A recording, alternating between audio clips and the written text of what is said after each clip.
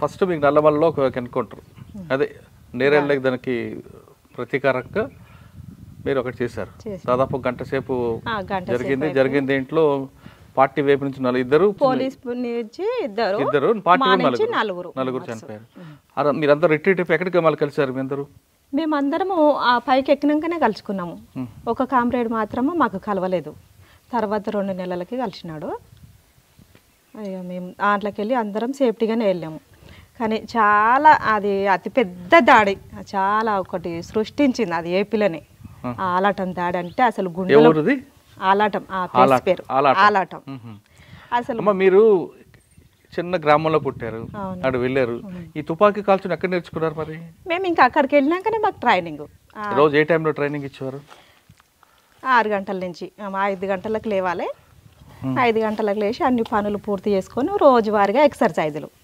ఆ ఎక్సర్సైజులలోనే మనం అన్నీ నేర్చుకునేది. షూటింగ్లు ఇంకా అవన్నీ మనం ఎట్లా తప్పించుకోవాలి, ఎట్లా చేయాలని రోజుగా ఇంకా మనకు టైం దొరికితే సాయంత్రము మార్నింగ్.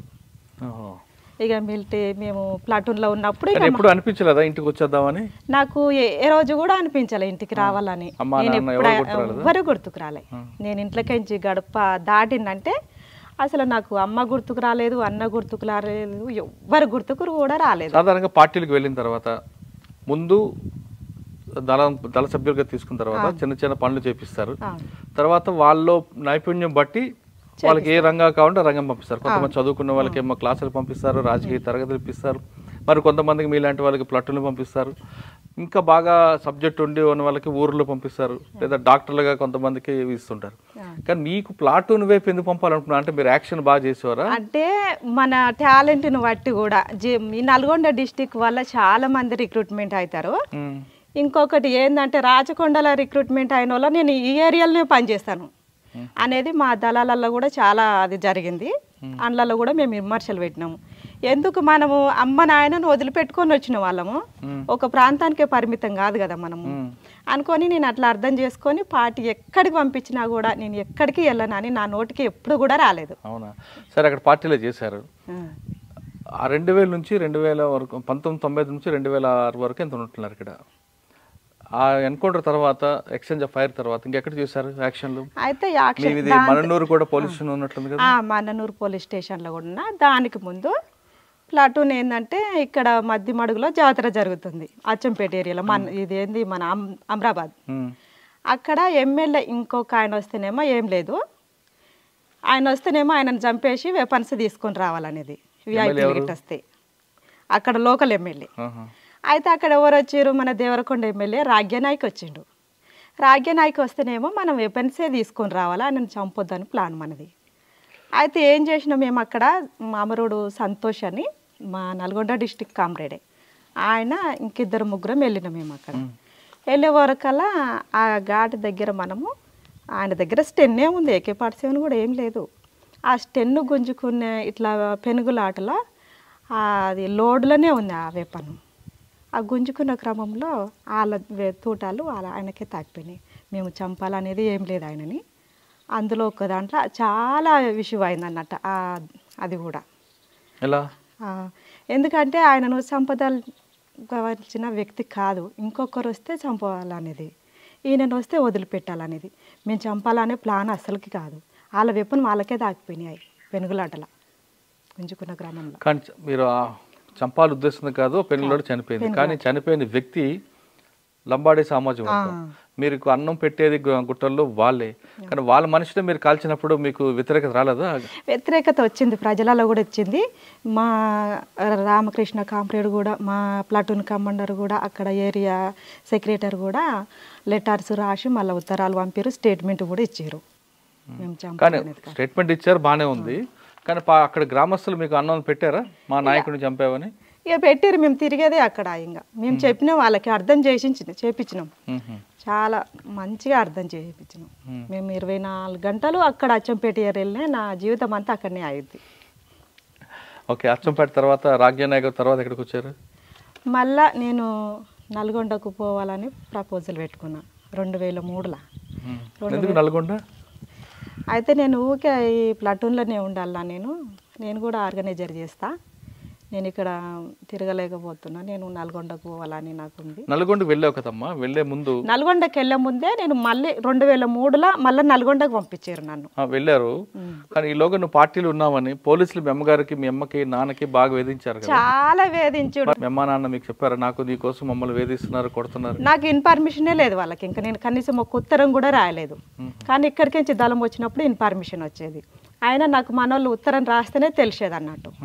కానీ బాధ అనిపించలేదా నీకోసం? నాకు ఎప్పుడు అక్కడ ఎంతో మంది అమ్మలు అక్కలు అన్నలు ఎంతో మంది తిండి లేక వాళ్ళు వేధింపులకు అన్నిటికి గురి అవుతున్నారు. అందులో మా అమ్మ మా నాయన కూడా మా ఫ్యామిలీ కూడా ఒకటని నేను అర్థం చేసుకున్నా. ఏ రోజు కూడా గుర్తుకు రాదు నాకు మా అమ్మ మా నాయన, అసలు మా ఫ్యామిలీ గుర్తుకు రాదు. అక్కడ వెళ్ళినన్ని సంవత్సరాలు ఎప్పుడు గుర్తుకు రాలేదు. ఓకే, నల్గొండ వెళ్ళాక ఏం చేస్తారు మీరు? నల్గొండకి వెళ్ళినాక కృష్ణపట్టి దళములనే చేసిన నేను. కృష్ణపట్టి దళముల అక్కడ కొద్ది కాలం 2004 దాకా చేసిన నేను. ఏం చేశారు యాక్షన్లు? అక్కడ యాక్షన్లు అంటే కొన్ని ఎన్కౌంటర్సే జరిగినాయి. యాక్షన్లు అంటే కొత్త కంబాలపల్లి కానీ పాత కంబాలపల్లి కానీ మన అక్కడ ఇంకా సరళగడ్డ ఉంది, ఇంకా కాసారం ఉంది, అందులో కొన్ని యాక్షన్స్లలో పాల్గొన్నా నేను. ఓకే, మీరు పాల్గొన్న యాక్షన్లు మీకు బాగా గుర్తుండిపోయింది చెప్పండి. ఇవి 4 కూడా నాకు ఇంకా పెద్దదంటే ఆలాటము. ఈ కృష్ణపట్టిలో మేము చంద్రబాబు పీరియడ్లో ఫుల్ రిప్రెషన్ అన్నట్టు. ఇంకా అది మనం ఈ ప్లేస్కి నుంచి వెళ్తే మనకు ఎక్కడ పట్టుకుంటారో కూడా తెలియని స్థితిలో ఉంది అప్పుడు. అయితే మేము మీటింగ్ గ్రామానికి మీటింగ్లు పెడుతున్నాం. అప్పుడు మీటింగ్ పెట్టే క్రమంలో చిత్ర్యాలన్న విలేజ్ అక్కడ 4:30కి వెళ్ళినాం. ఫారెస్ట్ ఇట్లనే ఉంటుంది, విలేజ్ ఇట్లా ఉంటుంది.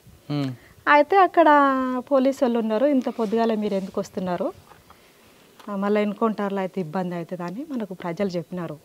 కొంచెం ఆ ఊరు కూడా కొంచెం యాటిగానే ఉంటుంది కొద్దిగా.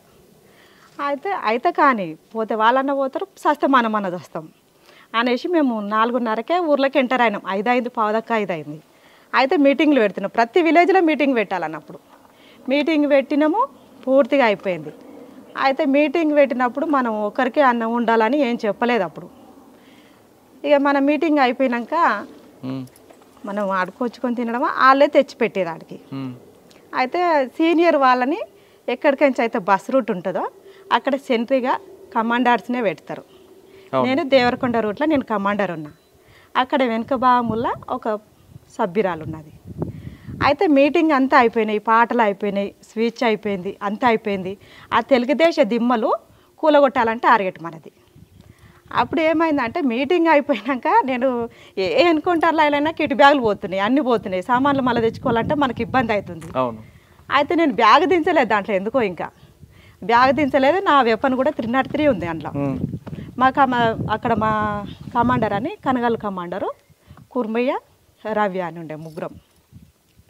అయితే నేను పైన ఎక్కి దిమ్మ ఎక్కి లైట్ వేస్తున్నా, వాళ్ళు రాళ్ళు తెచ్చి ఎత్తేస్తున్నారు, ఓరు గడపార తెచ్చిచ్చారు. తెచ్చిచ్చే క్రమంలో పోలీసు వాళ్ళు ఎంక్వైరీ చేసుకొని పోయారు. ఫస్టే మన కామ్రేడ్స్తోనే మాట్లాడిపోయారు. మాప్టీలు వచ్చి మనము విలేజ్లలో కూడా ఇసొంటి వాళ్ళు ఉంటారు అనేసి మనం కామన్గా తీసుకున్నాం. అంత మీటింగ్ అయిపోయినాక ఏం చేసిరంటే ఆ జెండానే టార్గెట్ చేసిరు వాళ్ళు. ఆ జెండానే టార్గెట్ చేసినప్పుడు ఆ జెండా పైన నేనే ఉన్నాను. 2 కమాండర్స్, మేము 3 కమాండర్స్మే. వాళ్ళిద్దరూ ఒక కామ్రేడు ఎస్ఎల్ఆర్ అక్కడ పెట్టిపోయిండు, ఆ అరువు కానిచ్చి జెండా దిమ్మ కానిచ్చి ఎస్ఎల్ఆర్ వాళ్ళు ఫైరింగ్ కాగానే రిట్రీట్ అయిపోయినారు. నాకు ప్లస్ బ్యాగ్ ఉన్నది, నా వెపన్ ఉంది, ఎస్ఎల్ఆర్ ఆడ వదిలిపెట్టిపోయిండు. వదిలిపెట్టిపోయినాక ఆడికే కొడుతున్నారు, ఎక్కడ వస్తలేవు ఇంకా తోటాలు AK-47తోనే కొడుతున్నారు. కొడుతున్నాక మనం ఎంతో ప్రాణాలు ఒక వెపన్స్ తెచ్చుకోవాలంటే ప్రాణాలే పోతున్నాయి. స్టేషన్ల పైన పోయినప్పుడు ఈ ఎస్ఎల్ఆర్ని వదిలిపెట్టాలన్నా 303 వదిలిపెట్టాలన్నా నేను అనే ఒక్క క్షణం అట్లా ఆలోచిస్తే నా ప్రాణం పోయినా పర్వాలేదు, ఎంతోమంది కామ్రేడ్స్ చనిపోతున్నారు రైడ్కి పోయినప్పుడు, అయినా సరే నేను ఎస్ఎల్ఆర్ తీసుకొనే వెళ్తాను అనుకొని నేను కూడా అదే దిమ్మ సాట్ చేసుకొని 2 ఫైరింగ్ చేసిన నా వెపన్తో ఫైరింగ్ చేసి నేను ఆ ఎస్ఎల్ఆర్ కూడా సేఫ్టీగా తీసుకెళ్ళినా. అయితే విలేజ్లలో మనకు ఎన్కౌంటర్స్ అయితే ఎట్లుంటాయి అంటే ఆ సినిమాలో జరిగినట్టే ఉంటుంది. నేను ఒక్కదాన్ని, ఆయన అందరు రిట్రీట్ అయి వెళ్ళిపోయినారు. నేను ఏడంగా పోతే నాకు ఎదురవుతారు పోలీసులు, వాళ్ళు కొట్టిరు, వాడికి బాగానే కొట్టేసారు ఆడికి జెండా కాడికి. కానీ ఇంకా ఇక్కడ జరగలేదు, అక్కడ ఒక్కటే టార్గెట్ చేసుకున్నారు. ఎవరుది? చిత్ర్యాల. అక్కడ అయిన తర్వాత మళ్ళీ ఎక్కడికి వెళ్ళారు మీరు? ఇక నేను మనోళ్ళని కలుపుకున్నా, నేను రిట్రీట్ అయినా, ఇంకా సేఫ్గా వెళ్ళిన దాంట్లోకించి వెళ్ళారు. తర్వాత ఇంకో యాక్షన్ ఎక్కడ ఉంది? ఇంకో యాక్షన్ పెద్దాపురం ఒకటి. అక్కడ పెద్దాపురం అది కూడా కృష్ణపట్టి ఏరియాని. ఏం చేశారు అక్కడ? అక్కడ మనం కూడా మీటింగ్ పెడుతున్నాము. మీటింగ్ పెట్టి అన్నం తిన క్రమంలో పోలీసు వాళ్ళు ఫైరింగ్ చేసారు మన మీద.